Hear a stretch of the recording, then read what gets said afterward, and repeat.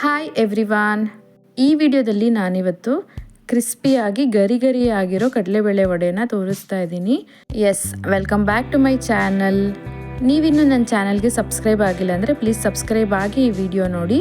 ಕಡಲೆಬೇಳೆ ವಡೆ ಮಾಡೋದಕ್ಕೆ ನಾನಿಲ್ಲಿ ಕಡಲೆಬೇಳೆನ 4 hours ನೆನೆಸಿಟ್ಕೊಂಡಿದ್ದೀನಿ. 4 hours ಆದಮೇಲೆ ಇದನ್ನು ಮಿಕ್ಸಿ ಜಾರ್ಗೆ ಹಾಕಿ ಗ್ರೈಂಡ್ ಮಾಡ್ಕೊಳ್ತಾ ಇದ್ದೀನಿ. ಇದಕ್ಕೆ ನೀರು ಹಾಕೋಂಗಿಲ್ಲ, ಹಿಂಗೆ ಡ್ರೈ ಆಗಿ ಗ್ರೈಂಡ್ ಮಾಡ್ಕೊಬೇಕು. ಒಂದು ಡ್ರಾಪ್ ಕೂಡ ನೀರು ಹಾಕೊಳ್ದೆ ಈ ಥರ ತರತರಿಯಾಗಿ ರುಬ್ಕೊಳ್ಬೇಕು. ನೆಕ್ಸ್ಟು ನಾನಿಲ್ಲಿ 10 ಮೆಣಸಿನ್ಕಾಯಿ ತೊಗೊಂಡಿದ್ದೀನಿ. ಖಾರಕ್ಕೆ ಎಷ್ಟು ಬೇಕೋ ಅಷ್ಟು ತೊಗೊಬೋದು ನೀವು. ಈಗ ಕಡಲೆಬೇಳೆ ಜೊತೆ ಹಸಿಮೆಣಸಿನ್ಕಾಯಿ ಹಾಕಿ ಇದಕ್ಕೆ ಸ್ವಲ್ಪ ನೀರು ಹಾಕ್ಕೊಳ್ತಾ ಇದ್ದೀನಿ. ಮೆಣಸಿನ್ಕಾಯಿ ಗ್ರೈಂಡ್ ಮಾಡ್ಬೇಕಾದ್ರೆ ಮಾತ್ರ ಸ್ವಲ್ಪ ನೀರು ಹಾಕೊಬೇಕು, ಮಿಕ್ಕಿದ ರೌಂಡಲ್ಲಿ ಹಾಕೊಳ್ಳೋಂಗಿಲ್ಲ. ಜಾಸ್ತಿ ನೀರು ಹಾಕೊಳ್ಳೋದು ಬೇಡ. ನೆಕ್ಸ್ಟು ಅದೇ ಮಿಕ್ಸಿ ಜಾರಲ್ಲಿ 1 ಕಪ್ಪಷ್ಟು ಕಡಲೆ ಬೀಜ ಹಾಕೊಳ್ತಾ ಇದ್ದೀನಿ. ಕಡಲೆ ಬೀಜ ಹಾಕೊಳ್ಳೋದ್ರಿಂದ ಕ್ರಿಸ್ಪಿಯಾಗಿ ಬರುತ್ತೆ.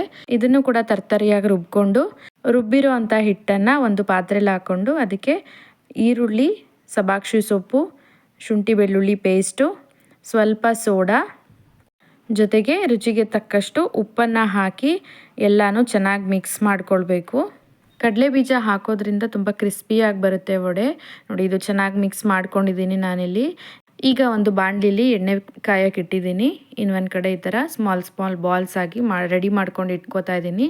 ಈ ಥರ ರೆಡಿ ಮಾಡಿ ಇಟ್ಕೊಳ್ಳೋದ್ರಿಂದ ವಡೆ ಬೇಗ ಹಾಕ್ಬೋದು, ಈಸಿಯಾಗಿ ಹಾಕ್ಬೋದು. ಈಗ ಎಣ್ಣೆ ಬಿಸಿಯಾಗಿದೆ. ನಾವು ರೆಡಿ ಮಾಡಿ ಇಟ್ಕೊಂಡಿದ್ದಂಥ ಬಾಲ್ಸ್ಗಳನ್ನ ಈ ಥರ ಫ್ಲ್ಯಾಟಾಗಿ ತಟ್ಕೊಂಡು ಅದನ್ನು ಎಣ್ಣೆಯಲ್ಲಿ ಹಾಕ್ಕೊಳ್ಬೇಕು. ಇದು ಡೀಪ್ ಫ್ರೈ ಮಾಡ್ಕೊಬೇಕು. ದಪ್ಪ ಹಾಕೋದು ಬೇಡ, ಸ್ವಲ್ಪ ಫ್ಲ್ಯಾಟಾಗಿ ಹಾಕಿದ್ರೆ ವಡೆ ಕ್ರಿಸ್ಪಿಯಾಗಿ ಚೆನ್ನಾಗಿ ಬರುತ್ತೆ. ಇದು ಕಡಲೆ ಬೀಜ ಹಾಕಿರೋದ್ರಿಂದ ತಣ್ಣಗಾದ್ಮೇಲೆ ಕೂಡ ವಡೆ ತುಂಬ ಕ್ರಿಸ್ಪಿಯಾಗಿರುತ್ತೆ, ಮೆತ್ತಗಾಗೋದಿಲ್ಲ. ಮತ್ತು ಫ್ಲ್ಯಾಟಾಗಿ ಹಾಕೋದ್ರಿಂದ ಮಧ್ಯದಲ್ಲೂ ಕೂಡ ಚೆನ್ನಾಗಿ ಬೇಯುತ್ತೆ, ಕ್ರಿಸ್ಪಿಯಾಗಿರುತ್ತೆ. ದಪ್ಪ ಹಾಕ್ಕೊಳ್ಳೋದ್ರಿಂದ ಮೇಲೆ ಚೆನ್ನಾಗಿ ಕ್ರಿಸ್ಪಿ ಆಗುತ್ತೆ, ಒಳಗಡೆ ಹಿಟ್ಟಿಟ್ಟು ಹಾಗೇ ಇರುತ್ತೆ. ಸ್ವಲ್ಪ ಫ್ಲ್ಯಾಟಾಗಿ ಹಾಕ್ಕೊಂಡ್ರೆ ತುಂಬ ಚೆನ್ನಾಗಿ ಬರುತ್ತೆ. ಇದು ಫ್ರೈ ಆಗಿದೆ. ಈಗ ಇದನ್ನು ಒಂದು ಪ್ಲೇಟ್ ಮೇಲೆ ಟಿಶ್ಯೂ ಪೇಪರ್ ಹಾಕಿ ಅದ್ರ ಮೇಲೆ ಹಾಕ್ತಾಯಿದ್ದೀನಿ. ಈಗ ಮಾಡೋದ್ರಿಂದ ಎಣ್ಣೆ ಸ್ವಲ್ಪ ಅಬ್ಸರ್ವ್ ಆಗುತ್ತೆ ಪೇಪರ್ಗೆ. ನೋಡಿ, ನೋಡಿದ್ರೇ ತಿನ್ನಬೇಕು ಅನಿಸ್ತಾ ಇದೆ ಅಲ್ವಾ? ನೀವು ಮನೇಲಿ ಟ್ರೈ ಮಾಡಿ, ಟೇಸ್ಟ್ ಮಾಡಿ ಹೇಗಿದೆ ಅಂತ ಕಮೆಂಟ್ ಮಾಡಿ. ಈ ವಿಡಿಯೋ ನಿಮಗೆ ಇಷ್ಟ ಆಗಿದ್ರೆ ಲೈಕ್ ಮಾಡಿ, ಶೇರ್ ಮಾಡಿ, ಸಬ್ಸ್ಕ್ರೈಬ್ ಆಗೋದು ಮಾತ್ರ ಮರಿಬೇಡಿ. Thank you for watching.